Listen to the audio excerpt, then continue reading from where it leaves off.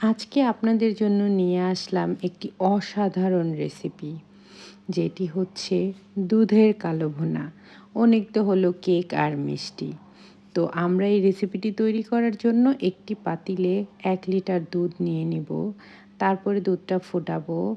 চুলার হিটটা আরেকটু বাড়িয়ে একটা বেশি করে বলক তুলে নিব। তারপরে হচ্ছে চুলার হিটটা আবার কমিয়ে দিব।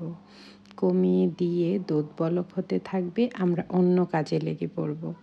তখন হচ্ছে আমরা ভুলে যাব আমরা যে চুলায় দুধ বসিয়েছিলাম। একটু পরে মনে হবে, তারপরে ভাববো যে আবার একটু পরে গিয়ে বন্ধ করি চুলা। কিন্তু একটু পরে এসে দেখব যে দুধের কালো ভুনা রেডি। তখন আমরা একটি সুন্দর বাটিতে সার্ভ করব অথবা পাতিলে রেখেই খেয়ে ফেলব। এই আমাদের চমৎকার দুধের কালো ভুনা রেডি।